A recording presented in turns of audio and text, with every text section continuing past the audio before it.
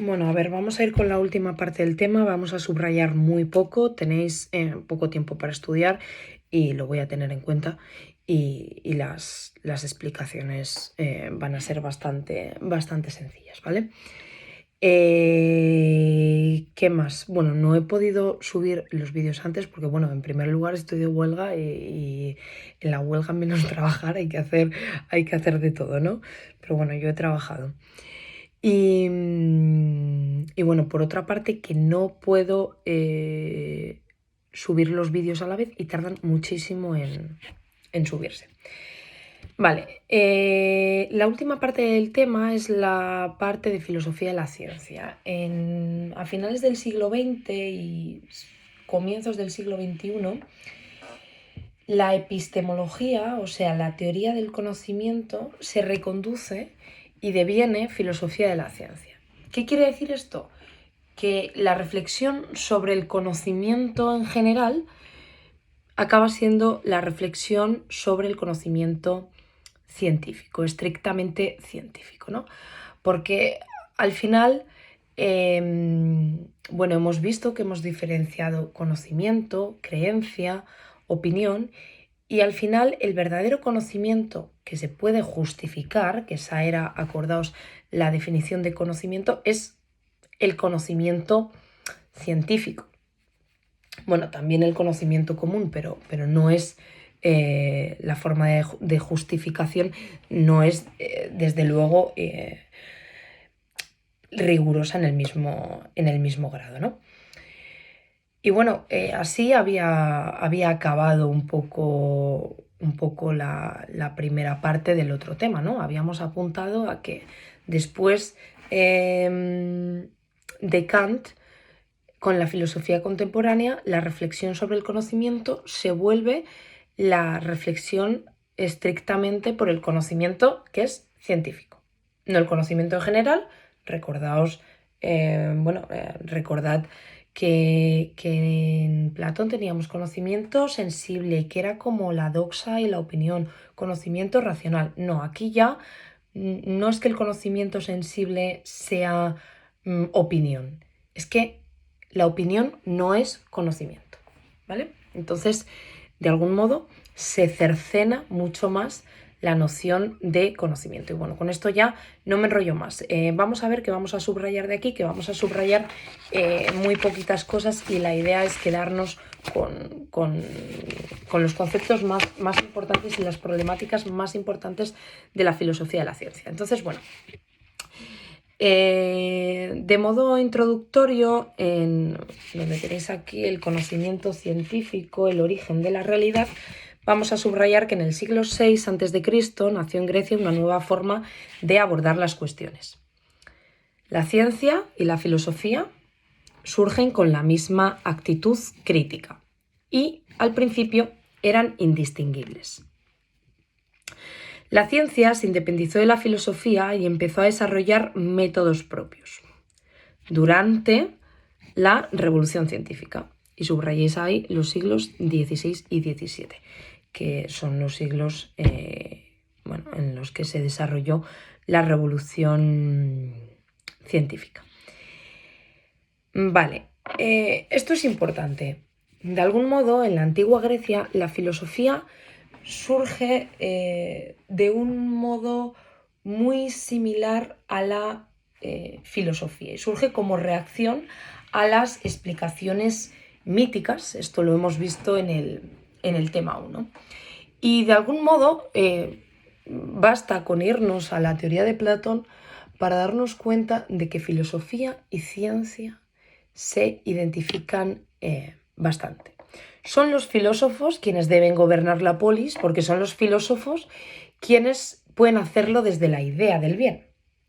Pero al final, todo lo que tiene que ver con la idea del bien, con el conocimiento inteligible, es la verdadera ciencia, el verdadero conocimiento. La dialéctica es la disciplina mediante la que llegamos a conocer las ideas de las cosas, que son los moldes eternos de las cosas del mundo sensible. Entonces, de algún modo, ciencia y filosofía están estrechamente relacionadas. Tan relacionadas que también con Aristóteles en un libro que se llamaba Física, teorizó sobre cómo teorizó sobre el universo e instauró un modelo geocéntrico. ¿Miró Aristóteles el universo con un telescopio? No. Simplemente racionalmente era lo que a él le parecía más correcto.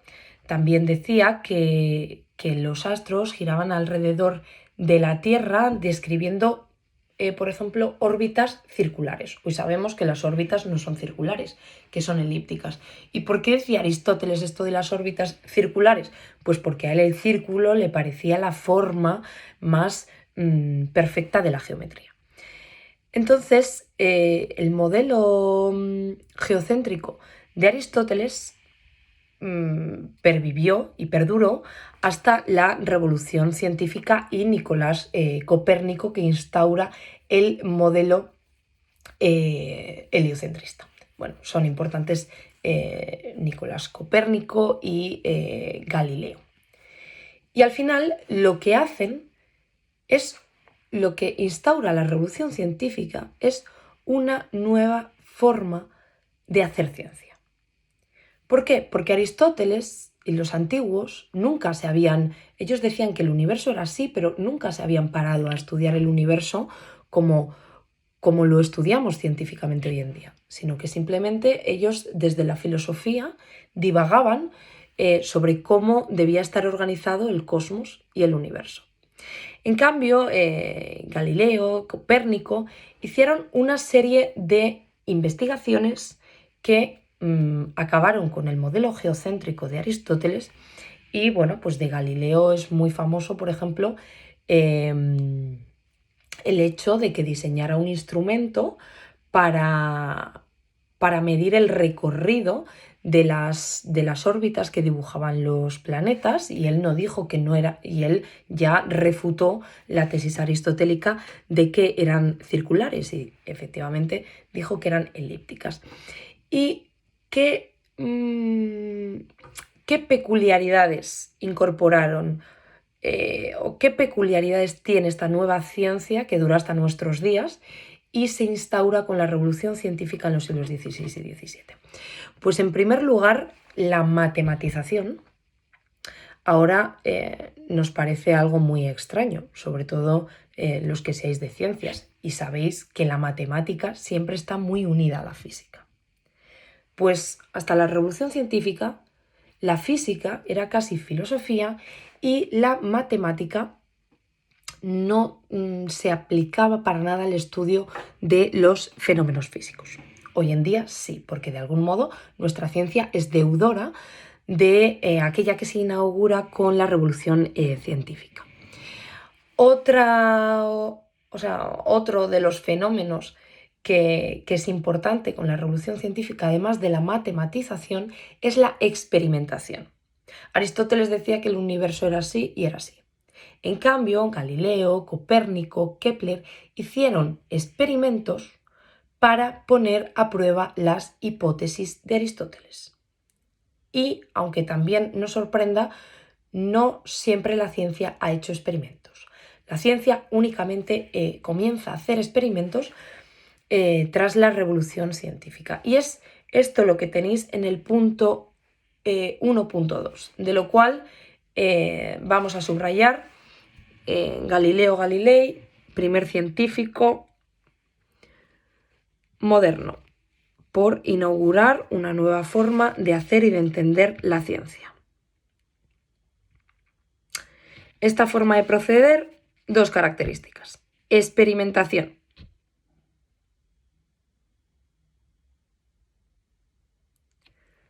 Algunas hipótesis no eran observables, por lo que solo podía contrastarlas creando una situación ideal. ¿Qué es esto de situación ideal? Pues creando un experimento. Efectivamente, la hipótesis de Aristóteles de que las órbitas que describen los planetas eran circulares y concéntricas no es algo observable así a simple vista. Hay que generar las condiciones óptimas y un instrumento que me permita medir eso. O sea, hay que hacer un experimento que ponga a prueba la hipótesis. Y este es un rasgo muy característico de la filosofía moderna. Seguimos subrayando, perdón, no de la filosofía moderna, de la ciencia moderna.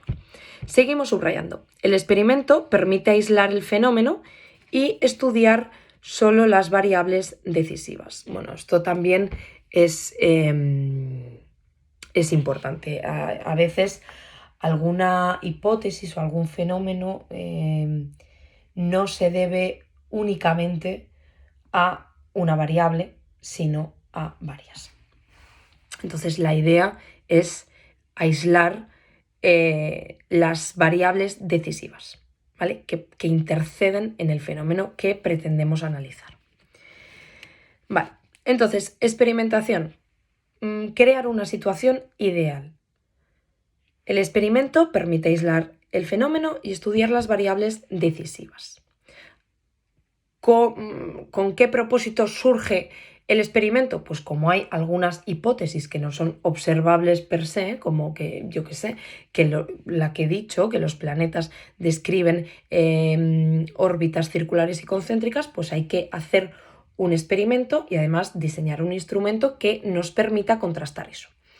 Vale, en segundo lugar, la matematización. Como os he dicho, hasta la revolución científica, la física no tiene nada que ver con la matemática, por mucho que nos sorprenda hoy en día. Galileo afirmó que la naturaleza tiende a unas regularidades expresables mediante funciones matemáticas. Seguro que habéis oído esa conocida frase de el lenguaje de la realidad está escrito en lenguaje matemático. La cuantificación le permite librarse de la subjetividad y ambigüedad del lenguaje cotidiano. Pues en el caso de la física es evidente que el poder cuantificar los fenómenos, o sea, el poder medir las distancias, libran a la ciencia de esa arbitrariedad y de esa subjetividad. Entonces, de lo que hemos dicho hasta ahora, ¿qué es lo importante? Que la ciencia surge en el siglo VI a.C. en Grecia, con la misma actitud crítica ante la realidad que la filosofía y de hecho eran indistinguibles, y que no es hasta la revolución científica en los siglos XVI y XVII cuando la ciencia adquiere unos métodos de investigación propios que la hacen distinguirse de la filosofía. ¿Qué es lo que los científicos y particularmente Galileo de la revolución científica introducen de nuevo en esa forma de hacer ciencia que hacen que cambie totalmente el paradigma? Pues la experimentación y la matematización. ¿Vale? Bueno, facilito. Luego tenéis ahí algo en los componentes de la ciencia, no vamos a subrayar nada. Simplemente, bueno, que sepáis que la diferencia un poco entre conceptos, que son los términos de cada ciencia, las leyes, que son enunciados básicos, las teorías, que son enunciados más generales, y ahí no viene, pero por encima de las teorías estarían los paradigmas científicos, ¿vale? En cuanto a la generalidad. Pero bueno, del 1.3 no estudiéis nada, no voy a preguntar nada. Vale, la clasificación de las ciencias. Aquí simplemente tenéis que saber distinguir entre ciencias formales, que son la lógica y las matemáticas, y ciencias empíricas. Y dentro de las empíricas, las naturales como la física y las sociales como la economía. Esta distinción es importante no ya solo por los contenidos de este examen.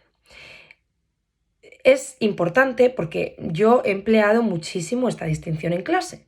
Entonces, quiero que subrayéis porque quiero que lo entendáis y quizá en el examen os cae algo muy sencillito relacionado con esto. Yo que sé, pongo un ejemplo de ciencia formal. Las ciencias formales no se ocupan de hechos, sino de relaciones entre símbolos. No tienen contenido empírico. Empírico quiere decir todo aquello que tiene que ver con la experiencia y la percepción, ¿vale? Ni se basan en la observación, sino en la coherencia interna del sistema. Y tenéis ahí lógica y matemáticas.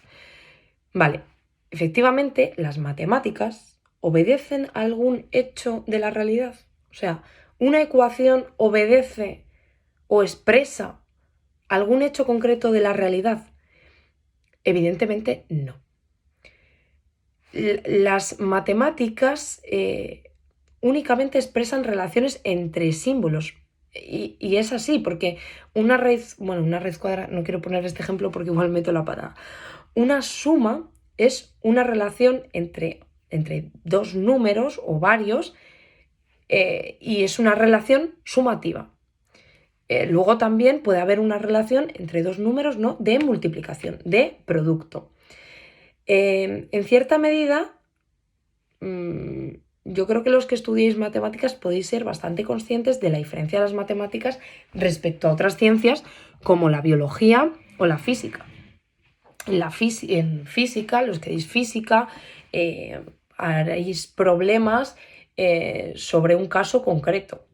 En las matemáticas aplicáis las mismas reglas a todas las operaciones posibles. Otra cosa es que también, debido también a lo que os he dicho de la relación entre la matematización y la ciencia, es que las matemáticas os sean útiles para resolver problemas de física. Pero fundamentalmente son dos ciencias bien diferenciadas, porque la ciencia física es una ciencia experimental y empírica. Una ciencia empírica porque refiere a todo aquello que captamos por la experiencia, a hechos de la realidad. Entonces, tenéis ahí la definición de empírica, que hay que conocerla. Se ocupan de la realidad y sus relaciones. Se ocupan de la realidad, de los hechos de esta realidad y sus relaciones. Las ciencias formales únicamente de los símbolos internos al sistema, a ese sistema científico. He puesto el ejemplo de la matemática porque es el que todos conocemos. Las ciencias empíricas tienen contenido empírico que surge de la observación